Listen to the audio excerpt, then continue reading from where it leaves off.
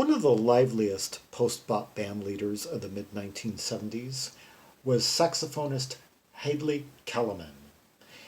And in 1976, he released his third album as a headliner, Projecting, and from it, the title track.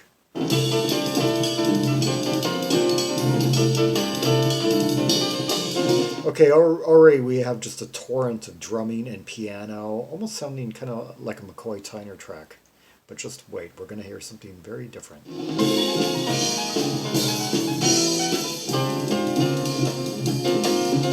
Our star is about to enter.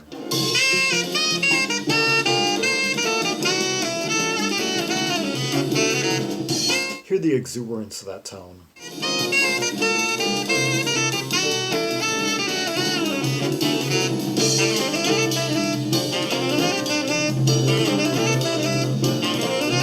Basically just a simple two-step pattern mostly.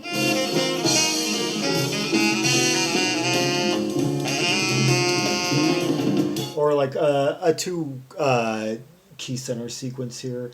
We got Hadley on tenor saxophone. We got Brent Rampone on drums. And Hotep, Cecil, Barnard on piano.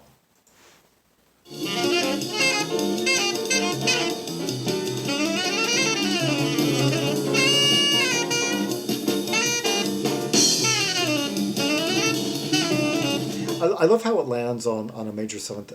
Na, na, na, na, na. Yeah, it lands on, it resolves on E flat major 7.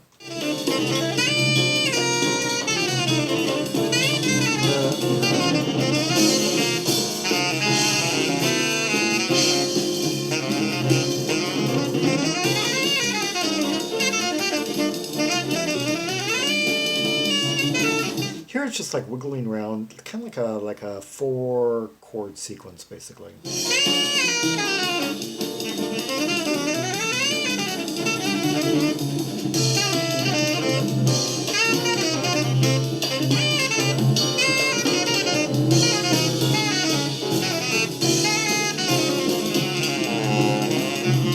Yeah, that I hear the drumming. It almost sounds like two drumming going on at once because you got all this like cymbal spray going on, and you got all these toms going on.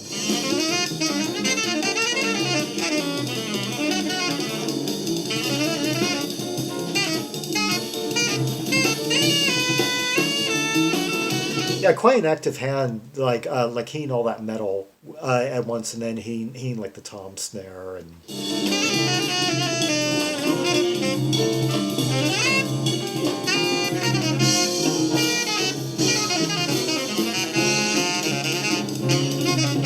Let's see, what are, none of the names I read off of the backing players really rung a bell to me. Brent Rampone only has one other credits according to Discogs, and it's from 12 hours after this album. Oh, he has a writing arrangement credit on Eddie Henderson's Heritage album. Interesting. And pianist Hotep Cecil Barnard. Oh, 37 credits according to Discogs, 20 instrumental. Quite a few records by Hugh Masekela, going back to 1967. Oh, The Byrds, Younger Than Yesterday.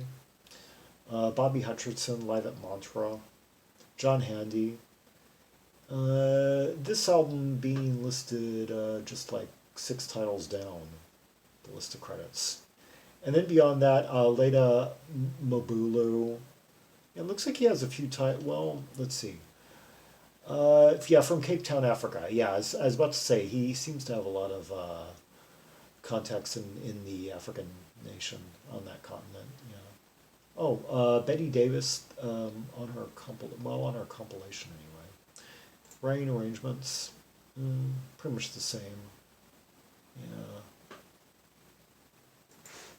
I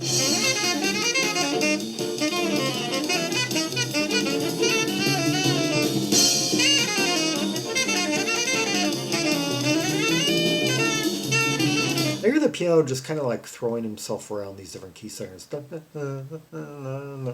Like.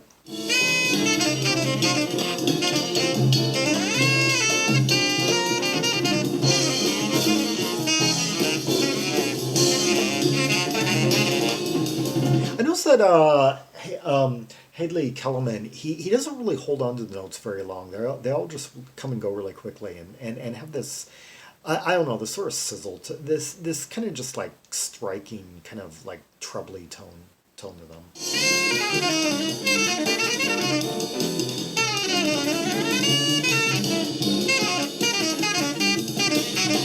Yeah, it's like.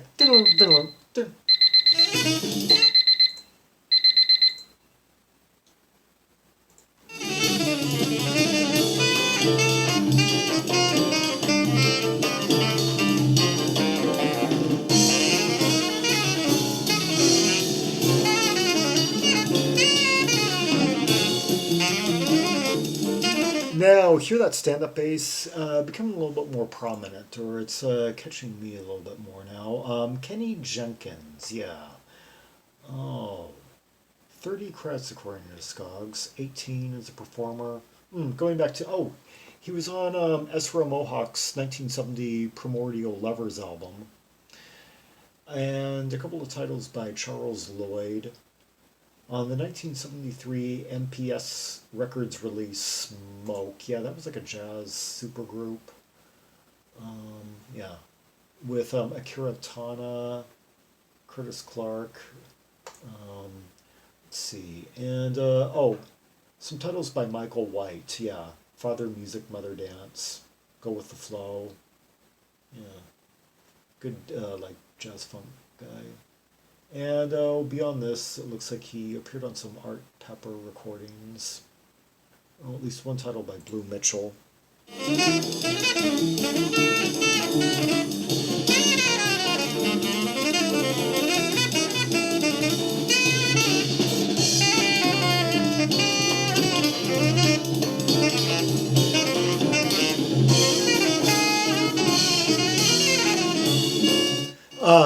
You may be wondering, where did Hadley Caliman come from? Well, this is his third record, released on Catalyst, which jazz label launched.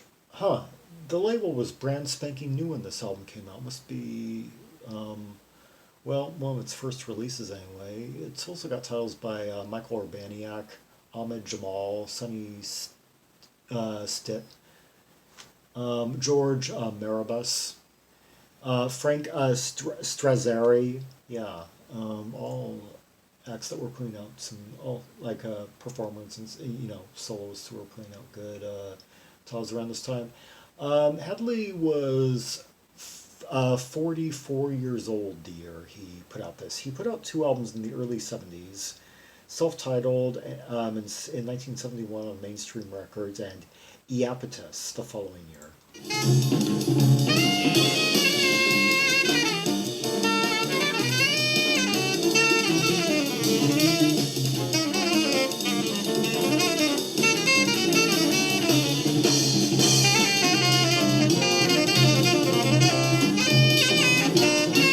Going from basically D, C, dun, dun, dun, dun, dun, dun, dun, like that.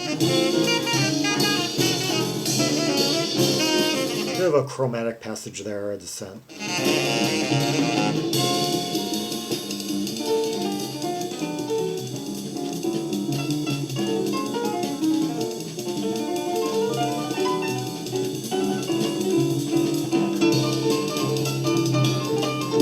Oh, now this is becoming just a showcase between the piano and drummer.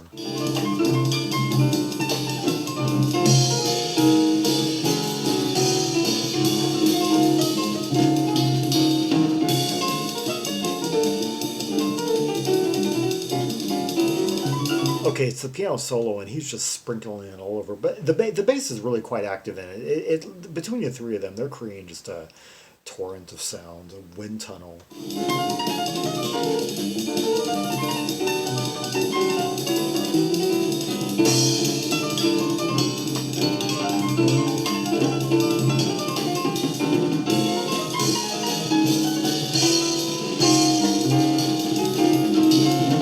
God, isn't it amazing how many things that the drummer can hit all at once? It's just amazing. It's all done like.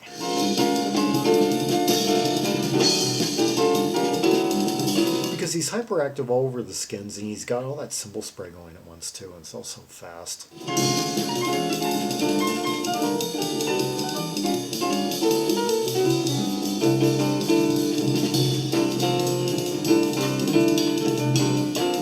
And the piano having gone from all that filigree and then coming back to just sort of chordal, bringing things back kind of to the melody of the track.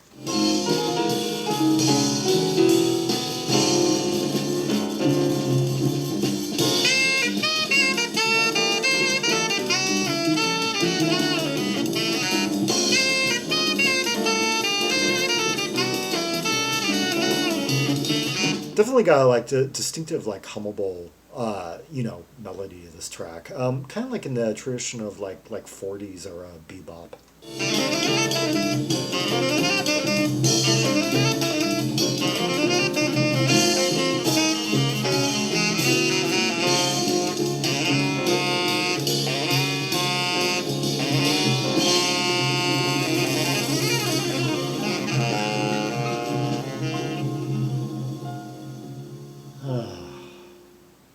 Grand finale. Hadley Caliman with Projecting from the album of the same name. Yes, his first of 2 releases on Catalyst Records. His second on the label, Celebration, will come out the following year, and that would be his 4th and final headlining album of the era, of the 1970s. There wouldn't be another for 3 decades. When I guess kind of late in life, he had some renewed vigor. Yeah, he passed away in 2010 in Seattle. And he has 96 credits according to Discogs, going back to 1966 anyway. A live recording by Della Reese. And then in the late 1960s, appearing on albums on, the Cadet Tower, Pacific Jazz, and Durham labels. Columbia, and let's see, Bobby Bryant Sextet, Fillmore, Gerald Wilson Orchestra. Oh, and some international. Well, the English band, the Johnny Almond Music Machine. Yeah, a precursor to Mark Almond.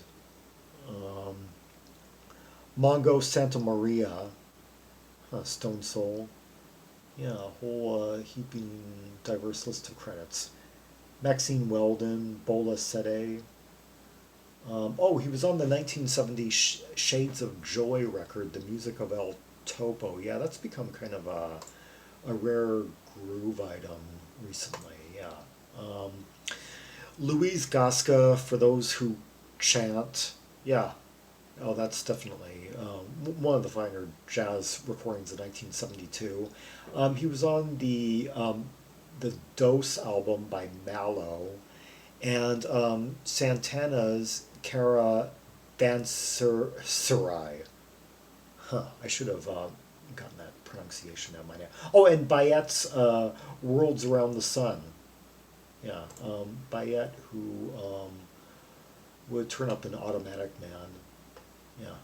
And so he had his, and then later on, getting in the mid-70s, albums by Patrice Rushen, Prelusion, Azar Lawrence's Bridge into the New Age.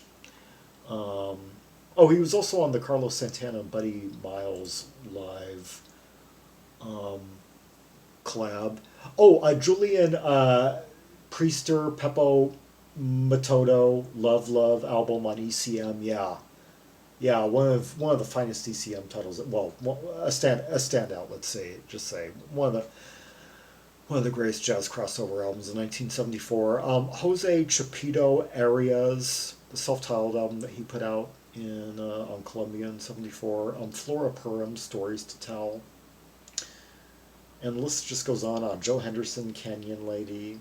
Patrice Rushen's Before the Dawn album. The 1975 Latin rock album by Caesar 830. Johnny Hammond's Gears. God, this just reads like a who's who. Phoebe Snow's It Looks Like Snow. And on and on and on into the late 70s. Bill Summers, Feel the Heat. Yeah, he very great list of credits to this guy's name. Yeah. Hadley Caliman, yeah, an accomplished saxist and side person who was deservedly on call by some of the finest jazz and jazz rock and jazz funk performers, arrangers, band leaders of the era. For more rubies and sapphires from Hadley Caliman's Projecting album, see the directory of albums from 1976. It's an annotated directory of more than 1,700 titles currently. That's 1,741 albums to be exact, from around the world, across the entirety of the musical spectrum. Like and subscribe and follow me on social media and leave a comment if there are any observations you have about the track we just heard, the interplay, the harmonics, who had the best solo between the pianist, the bassist, the drummer, and our star guy, saxist Hadley Caliman. And until next time, this is Zaragon, the world's most ear-traveled trimaximalist, signing off.